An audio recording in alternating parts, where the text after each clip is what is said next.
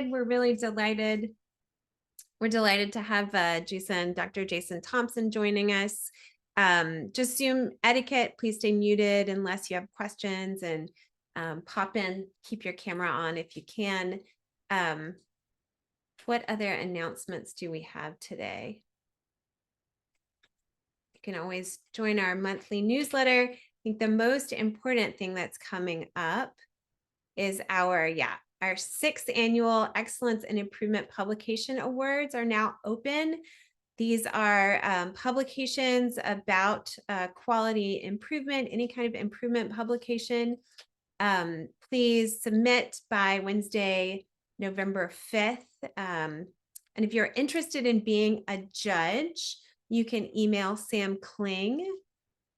We have 4 award categories: best publication first authored by a trainee, best publication in adult population, best publication in pediatric, and best publication focused on healthcare professionals. This is really a great way to highlight particularly trainee work. Any other announcements before we get going? Our slide about the quality symposium, I think. Ah, great. Yeah. Thanks, Lisa.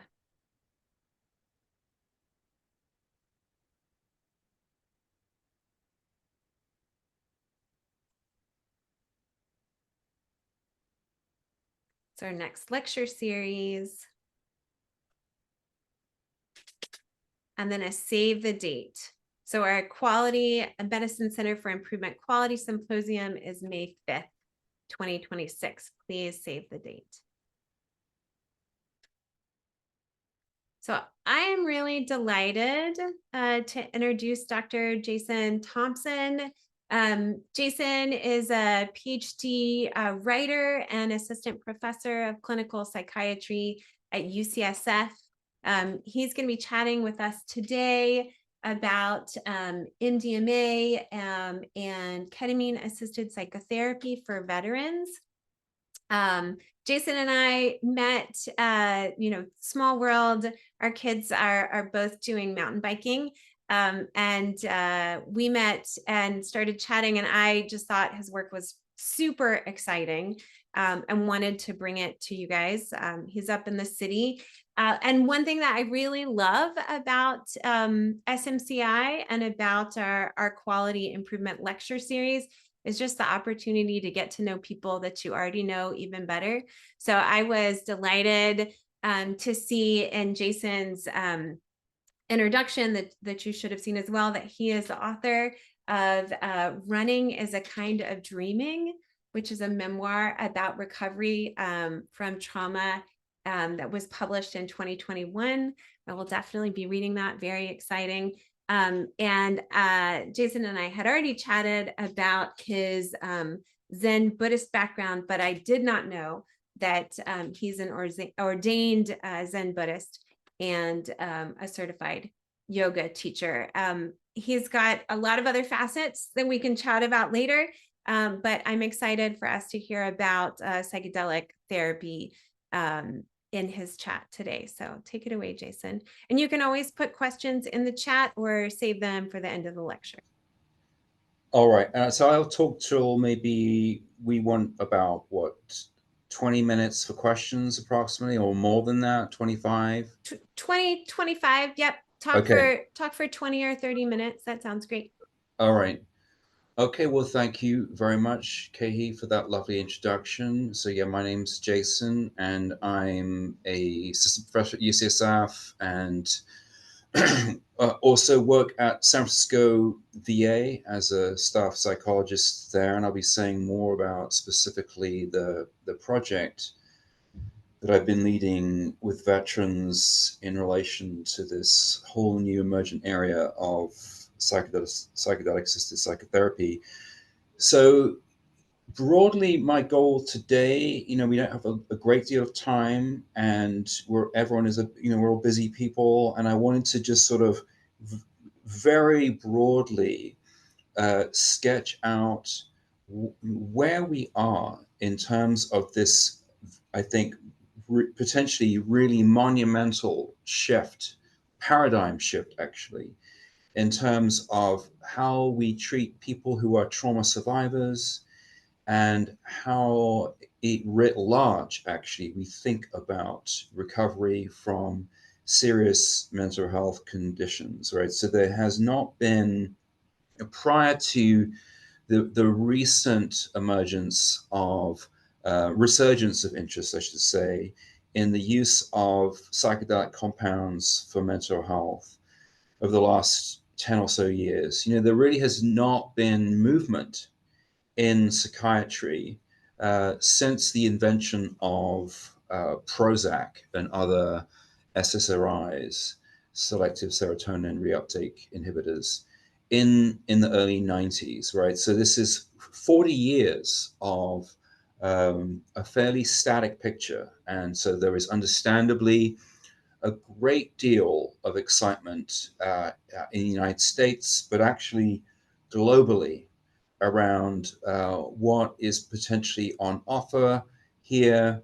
Of course, there's some hype, and there's then been a backlash to the hype, and perhaps even a backlash to the backlash at this point. I would say, coming from a point of view as a clinician and a clinical scientist, that it's going to be actually super important to find a way of holding a position of clinical equipoise, scientific equipoise within the middle of that. So being open to the possibility that something genuinely new and transformative could be happening. That happens in medicine, right? We discover genuinely new interventions that can be actually massive in their impacts. It's important to hold on to that. And it's also important to hold on to a degree of realism and being grounded in the scientific method, and knowing that there are no this is not in fact magic, although it may feel magical. So with that, I will advance to the next slide, please. It probably is self-evident on October 30th, 2025, but may bear unpacking a little bit, that we find ourselves at this point in time and space in North America in 2025, in the world of incredible stress and an extremely high level of traumatization and polarization and violence and hate and rage of every variety, right? There have been periods comparable throughout history, maybe of greater severity. You can think back to the 1960s or World War II, the Vietnam era, and going back further, there have been other periods of genuine crisis and calamity. We've, in some senses, this is not our first apocalypse, so to speak. And it is the moment we find ourselves in of great challenge for many of us at every level of society. Perhaps a particular load for folks on the downside of power, with particular marginalized identities and people living in poverty, both here in the United States, but even more so in the global South. But not just that. Perhaps it as the saying goes in the 12-step world, we talk about the suffering extending from Park Avenue to the park bench, right? That there is suffering in many quarters, right? So that's where we are, in a very high rate of mental health conditions that are currently being born throughout the country. Very high rates of depression, anxiety, PTSD, substance use disorder, and some evidence around increased prevalence over the last 10, 15 years. Maybe correlation is not causation, but certainly in correlation with this, whatever you want to call it, emerging technological shift we've been going through, from the emergence of social media to the coming transformation through AI. Something is happening. We are fractured and continuing to fracture. There is an understanding of trauma itself as a condition that leads to a sense of fragmentation, a sense of being fundamentally the nature of what is traumatic about trauma is that the person is alone with unbearable feelings. Next slide, please. What is the medicine for that illness? Well, there are many approaches. One tradition that has certainly been important to me and has existed over the millennia comes from not only the traditions of plant-based and indigenous-based medicine, but also the contemplative traditions that primarily have come to the West through the traditions through South Asia, through Buddhism and Hinduism. It's very much this idea framed by Thich Nhat Hanh of what he calls interbeing. Now, there's a very simple yet powerful exercise that we can all engage in right now that does not require a week-long meditation retreat, nor does it require the ingestion of psychedelic compounds. It is actually available to our minds right now, which is this, if you want to try this, which is the question, can you see a cloud in a piece of paper? Can you see a cloud in a piece of paper? What Thich Nhat Hanh reminds us is that the piece of paper is made, as we know, from the trees. The trees depend upon the rain in the sky in order to grow and live. And the rain comes from the clouds. So in fact, there is no such thing as a piece of paper in isolation. The piece of paper has a connection of interbeing with the cloud. Now, from the point of view of Zen, we would say that that is actually the reality, not just of clouds and pieces of paper, but the reality of all things, that there is a sense of which everything at every moment is interconnected. There are many traditions and practices whose core is really about trying to point us back to a way of knowing where we remember this, where it's something that is actually always there, but tends to get maybe is so basic to the structure of reality, it tends to kind of fall away from awareness. Ways in which certain practices help us remember that sense of interconnection, either help us remember that or restore and regenerate that sense of being interconnected with other human beings and non-human animals and the natural world beyond. Meditation is one such practice. Psychedelic medicine, psychedelic psychotherapy is another. And in my own practice and view of these two approaches, they are very much potentially synergistic. What I want to, I suppose, impress upon you all right now, though, is that in a sense, the form of consciousness that, whether it's meditation or psychedelics, are attempting to evoke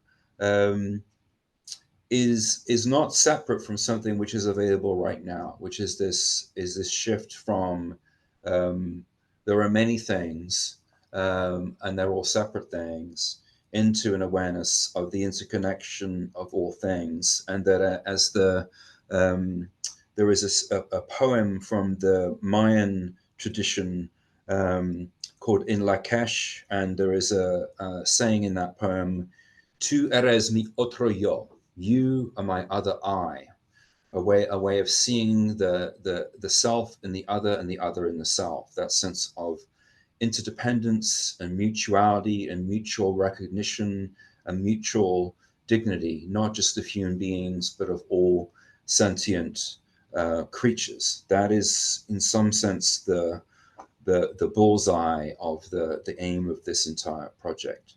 Next slide, please.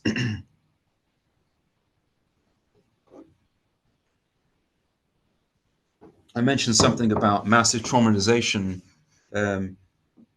Veterans are a population who, by virtue of their role in war, bear the brunt of a great deal of suffering.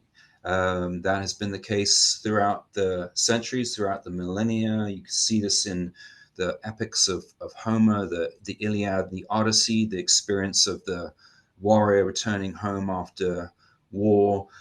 And we see it now in the level of suffering that you see, of course, in the statistics, the terrifying statistics. So, for example, in between 2014 and 2020, there were 490,000 veterans diagnosed with PTSD within VA, 490,000 within 6 years. Of those 490,000, only 13% began one of the VA's two main evidence-based psychotherapies for PTSD, which are prolonged exposure treatment and cognitive processing therapy, only 13%. And of that 13%, more than half dropped out before completing 8 sessions. So you go from 500,000 down to 10% of that starting to less than half completing. So what does this mean? What it means is that those treatments, they are good treatments, but they only work for a tiny subset of veterans with this life-changing, life-altering, and in many cases, life-ending condition. Of the approximately 22 to 30 veterans who we know die by suicide every single day, some large proportion of them are dying by suicide as a consequence of ineffectively treated or untreated PTSD. So this is an ongoing public health calamity for which, until recently, there have not been good interventions.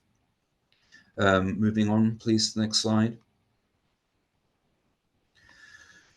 Over the last 10, 15 years, there's been an interest in many different approaches to providing novel interventions for PTSD. One of them was MDMA-assisted psychotherapy, which was in the news a lot until quite recently, until the FDA evaluated phase 3 trial data for MDMA-assisted psychotherapy in the fall of 2023. And unfortunately, FDA, for reasons that I could go into, did not feel at that time that MDMA-assisted psychotherapy was ready for mainstream implementation. The good news is that we have another psychedelic compound that has been available since it was synthesized in 1962, that it turns out actually has some promising preliminary evidence in the application for PTSD, which is ketamine. You may often have heard in the past, often said either in a kind of jokey way, sometimes maybe in a slightly pejorative way, about the so-called K-hole, the experience people have often in recreational contexts of entering a very intense state of a non-ordinary state of consciousness in which they kind of disappear somewhere else. Well, I like to offer a kind of a careful reframe of this idea of the K-hole as the whole with a W at the front, the whole, and that ketamine, what actually what actually ketamine can offer when it is administered in a safe therapeutic context is an experience of interbeing, of being reconnected to a sense of unity consciousness, a sense of not being alone, a sense of interdependence with all things, a sense of remembering where you come from, not just in a literal sense, but even in a kind of existential or cosmic sense. This is an experience that is reliably evoked by ketamine within a therapeutic context. I think I should say that one of the key concepts that has emerged in psychedelic psychotherapy over the last 20 years or so is this idea of substance, set, and setting. Substance being the compound, the medicine, set being the intention, the cognitive set, the belief system, the expectations that the person, the client, the patient has when receiving the psychedelic. And then the setting, both the physical setting, are you in a clinic, in a safe place with caring people? And very much the observation that these three pieces work synergistically, that the idea that that there is really no such thing as a linear relationship between, say, ketamine and a certain set of effects on the body and mind, that those effects are radically and exquisitely shaped and contingent upon the set and setting. So I think there's an important distinction here that may not be necessarily well articulated in the broader public discourse around psychedelics, that psychedelics is one thing, psychedelic-assisted psychotherapy is its own thing, where there is a synergistic relationship between the pharmacological effects of the compound and the impact psychologically and energetically and somatically of the therapy provided by skilled and caring people. Moving on, please. All right, so there's a lot in this slide, and you'll have the slides, so you can feel free to look at this later if you so choose. This is from colleague Aaron Wolfgang, psychiatrist at Walter Reed, which is a schematic of the kind of the ecology, so to speak, of the different classes of psychedelics. And you can see down there at the bottom, in the non-classical psychedelics, that ketamine is there along with phencyclidine, PCP. In this class of so-called dissociatives, and then on the left, the classic psychedelics like LSD and psilocybin that involve serotonin agonism, ketamine primarily involving glutamate, the neurotransmitter glutamate, not serotonin. And then over here on the other side, the so-called enactogens or empathogens like MDMA, which involve serotonin and other amines. So there's essentially these three classes. Ketamine in this class of glutamate neurotransmission and a set of effects that are slightly different from the so-called classical psychedelics like LSD or psilocybin, or the empathogens like MDMA. Moving on, please.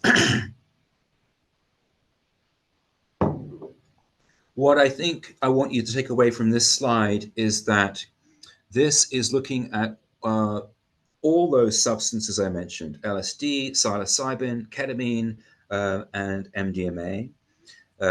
LSD in red, psilocybin in yellow, ketamine in light blue, MDMA in dark blue. and it is looking at how those different substances ranked with a relatively large sample population according to these different phenomenological features of psychedelic experience: experiences of unity, spiritual experience, a blissful state, anxiety, disembodiment, complex imagery, and synesthesia, ranked from 0 in the middle of this sort of spider's web out to 70, and that's on the altered state of consciousness scale, which is a kind of Likert scale of experience intensity. And I think the thing to note here is that really irrespective of the substance, whatever substance you take, you get some version of all of this, although maybe it's a bit, one dimension is a bit more salient in one medicine versus another. So I suppose a simple way of illustrating that might be LSD tends to rank really highly in terms of visual imagery, and ketamine tends to rank very highly in terms of disembodiment. That said, ketamine can also include visual changes, just as LSD can include experiences of disembodiment. The really key thing to know about this goes back to the point I made about the sensitivity of the substance to set and setting, that what the experience is an amalgam of all three, and that as Stanislav Grof, one of the kind of forefathers of this approach, talked about, psychedelics in the end are what Grof called non-specific amplifiers of non-specific amplifiers of psychological processes, meaning that if you are bereaved or grieving, guess what? The psychedelic will amplify that. If you are coping with anxiety, the psychedelic will potentially amplify your process of working through what it is you're afraid of, and on and on and on. Moving on, please. So I just would say we don't have a great deal of time, so I want to say a little bit about the specific project that we've been developing here at the San Francisco VA, which is ketamine-assisted psychotherapy for veterans with co-occurring major depression and PTSD. I'll say that again: ketamine-assisted psychotherapy for veterans with co-occurring major depression and PTSD. The specific therapy that we are using in association with ketamine was developed by colleagues at Yale, Bill Brennan and Alex Belser, and it's called Embark, and that's an acronym that stands for existential, spiritual, mindfulness, body aware, affective, cognitive, relational, and keeping momentum. So throughout the therapy, you start with 2 sessions of regular talk therapy, and then you have 3 to 6 dosing session involving ketamine administered by intramuscular injection with 2 therapists present the whole time. And then interspersed with those 3 to 6 sessions, you have talk therapy integration sessions. So about 14 to 18 sessions overall. The medicine sessions, the ketamine sessions, are 3 hours in duration. Throughout this whole time, we're tracking all of these 6 dimensions, which is not to say that every single time there will be spiritual dimensions present, or every single time there will be mindful or relational dimensions present. But we as therapists are always aware of that, always tracking that. And these are the factors potentially on offer as part of this sort of multifactorial process of change that psychedelics can be supportive in amplifying and facilitating. Embark therapy is what we are using for our veterans in recovery from combined depression and trauma. Moving on, please. Just a brief illustration of what does that entail. So for a specific person, I'll talk about someone I'll refer to as Mr. V. Mr. V is an almost 80-year-old Vietnam combat veteran who was drafted to Vietnam as an 18-year-old young man, to the very most intense fighting that occurred in that dreadful war, the so-called Tet Offensive. He was deployed and rapidly thrown into very intense combat where he lost his right leg, he lost a close friend, he was involved in killing many, many people, and he was raped.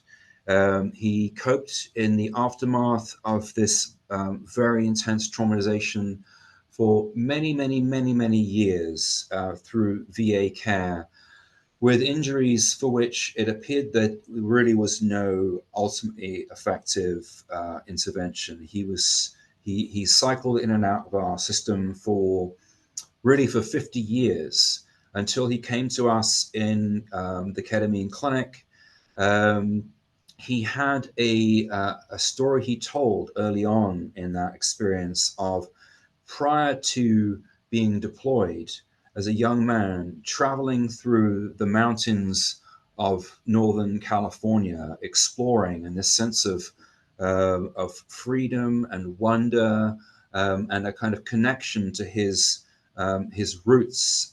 His mother was half Cherokee and half Choctaw, and he very much had a sense as a young man, although he'd lost touch with this, of a kind of spirituality that had been important to him when he was young, but which was overlaid by these terrible injuries of war that he'd been coping with for the ensuing 50 years.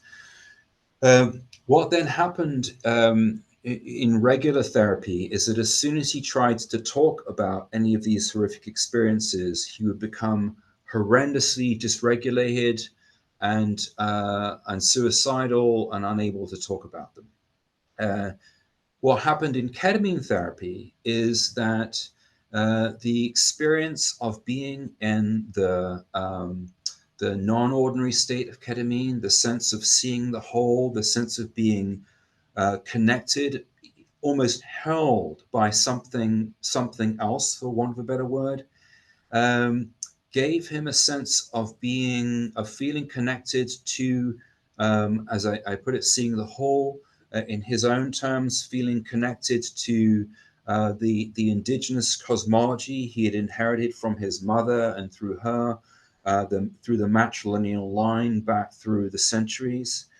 And that in that sense of being connected to that sense of the divine, he was able to look at these traumatic experiences in a way where they were bearable, and that was new for him. He had never been able to do that, and it was as if he had this kind of locked box in the basement of consciousness that he knew was there, that had always been there, that he was not able to open up prior to this moment without being overwhelmed, but that in the ketamine state he was able to open and was able to kind of take a piece out, one piece at a time, and look at it with me and grieve it, cry, feel the shame, feel the terror, feel the overwhelm, but be with the feeling and have the feeling come to a kind of sense of catharsis and closure,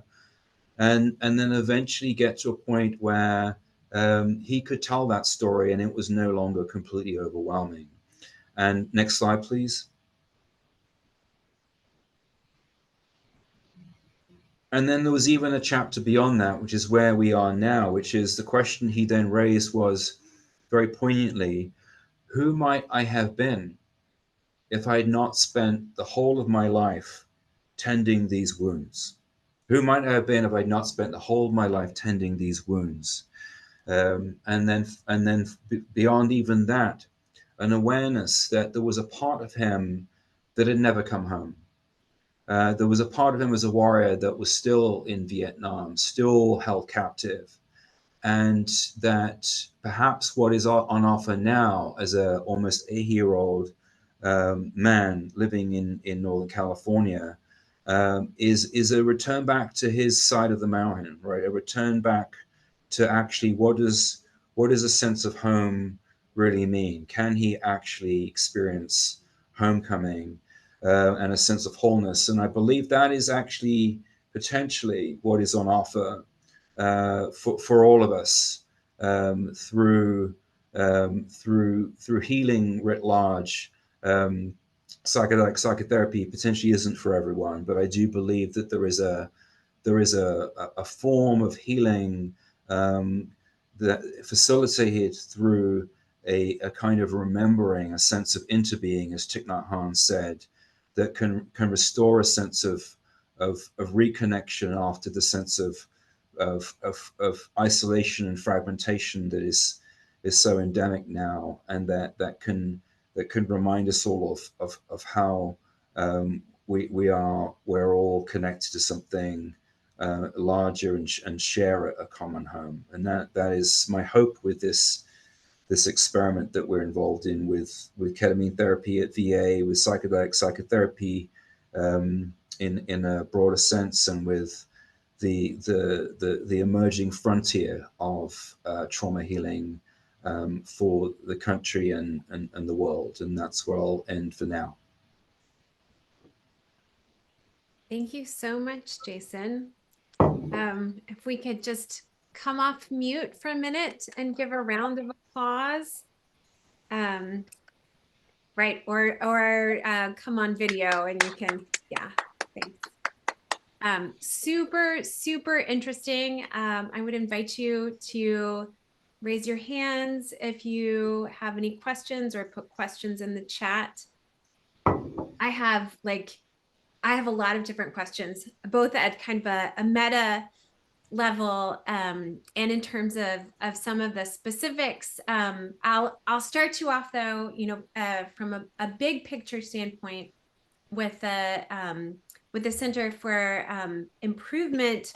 We're thinking about improving things in medicine and in healthcare, and how you learn and how you implement that over time. And so I'm curious about, what are the things in terms of things that you're going to need to be keeping track of going forward with this work? What are the things that are most important for you to attend to as this work goes forward? And we'll start you off with that. Yeah, so we have a suite of evaluation measures pre and post. We're looking at to measure depression, PTSD, quality of life, and moral injury. And we will be doing, with this initial phase of QI, which is what this is, N equals about 30, tracking pre-post change and measuring safety, tolerability, completion rates. And so we want to obviously see, does this work?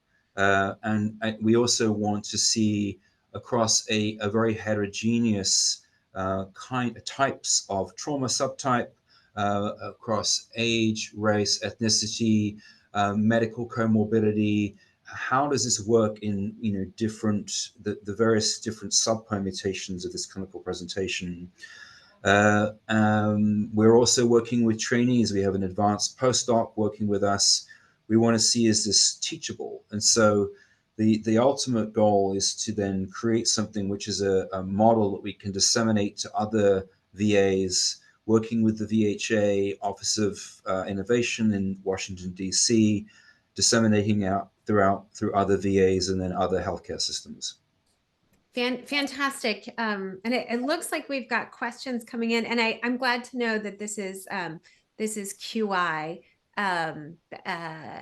That's just useful framing for this group.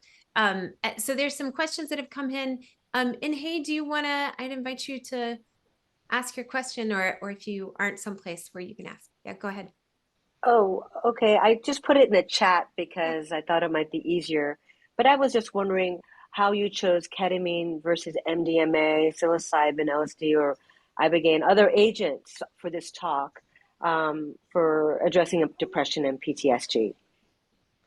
Ketamine is the only thing that's legal right now. Gotcha. Okay. Done. Right. I mean, we can use it, and there's the sort of reality of that. I think MDMA psilocybin in clinical trials have shown promise. Creating clinical trials is unbelievably unwieldy, and we saw an opportunity to do this in QI and implement immediately. Okay. May I ask one other question, or am I? Go ahead. Go ahead. Several years ago, there was a combined event at Stanford with UCSF, maybe the VA in San Fran or RVA, and another center up north. I don't remember the name of it. And it seemed to talk about a lot of different ongoing research in this world of psychedelic-assisted psychotherapy. And I heard that ibogaine was actually being used, but it had to be done in Mexico. And I didn't know if you knew anything about, and this is from the VA. So Yeah. that's why I was curious. Yeah, there's a number of organizations that will work with veterans. One is called Vets Exploring Treatment Solutions, that does ceremonies overseas for primarily special forces operators.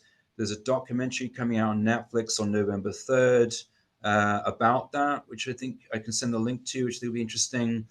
Very interestingly, a few months ago, the governor of Texas, Greg Abbott, invested $50 million in ibogaine research and mental health. This is the largest investment in psychedelic medicine by a state actor in the history of the world. Wow. Wow. Thank you very much. Very interesting. And thanks for the question. And hey, Thank you. Charlene, I'm wondering, or Charlene, I'm wondering if you want to chime in. Sure. Thank you so much for that. And thank you, Dr. Thompson, for this really nice presentation and very meaningful. And I just wanted to ask, in case I don't know if you've already answered this earlier, but what are some of the major obstacles that you might have faced with implementing this research? Because I'm kind of curious about how open the participants were in participating. Or if there were any other kinds of obstacles that you faced while pursuing this research. Thanks. Yeah, I mean, the obstacles were primarily more about the system than the veterans. There was an enormous amount of hoops we had to jump through for years to get this going. So we eventually had to come to the table, the chiefs of anesthesiology, pharmacy, mental health nursing, and the executive leadership team of the whole healthcare system to agree to this. And that was very complicated. For the veterans, in many cases, there's, I guess I'll be blunt, there's honestly desperation in some cases, right? They've tried everything.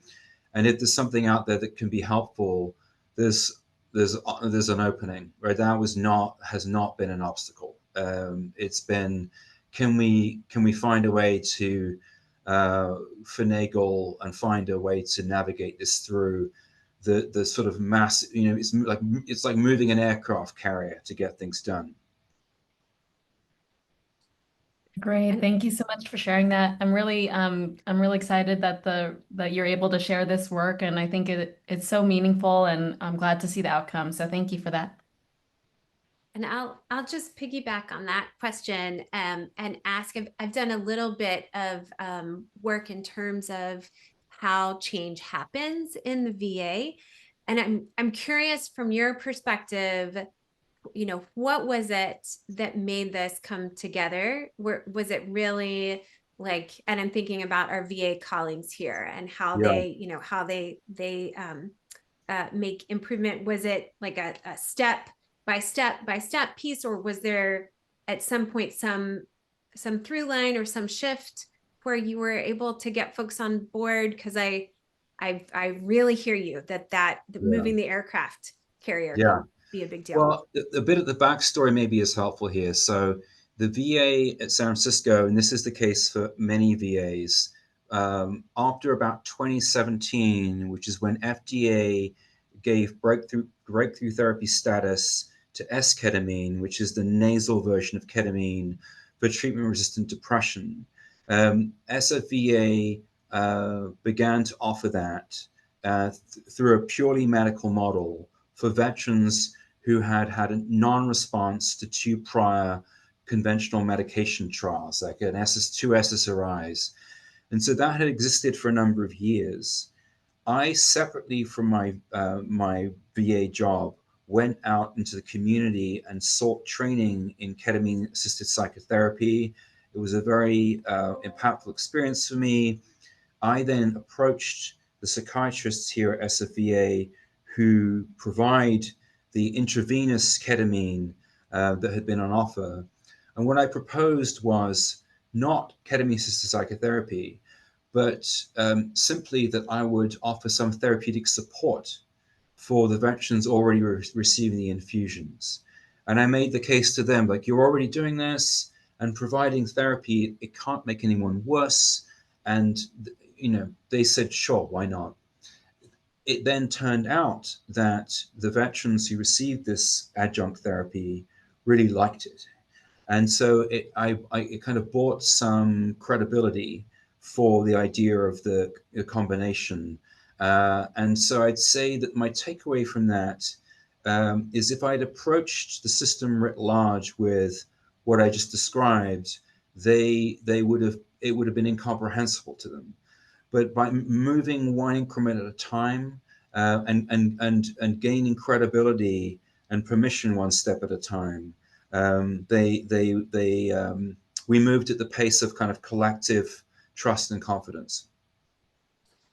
Yeah, that is very cool. Yeah, I'll just one of the things about your talk from a meta standpoint that I'm interested in for improvement work is thinking about the interconnection of all things and the interconnection of all things in the improvement space, because often we're talking to folks from a lot of different parts of the organization.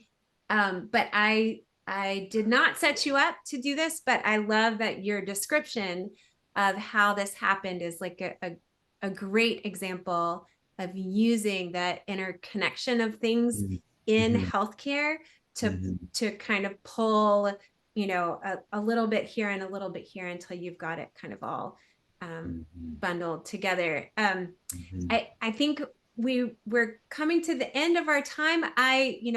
Lest you have a huge number of people reaching out to you, I did also want to give you just a couple of seconds to talk about some additional work that I think is incredibly interesting. And that will have to be the focus of another talk in the future. But if you want to just say a quick word about the other work that you're doing. Okay, so this is like radically shifting different gears, different project, different hats. I should always, maybe I should put a different hat on, right? So another project I have been leading in collaboration with several colleagues is based in Kabul, Afghanistan.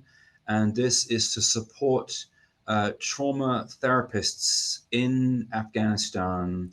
And we are developing basically a train the trainer model where we, meaning myself and an Afghan American psychologist here in the Bay Area and some other Afghan and Afghan American clinicians, have developed a curriculum that we've piloted now, where over 12 weeks we met via Zoom with about 70 counselors who are going house to house throughout Afghanistan and providing psychotherapy to women and families in recovery from the unbelievably intense catastrophes and trauma that country has survived, not just through the last 20 years of war, but for the last 50 years.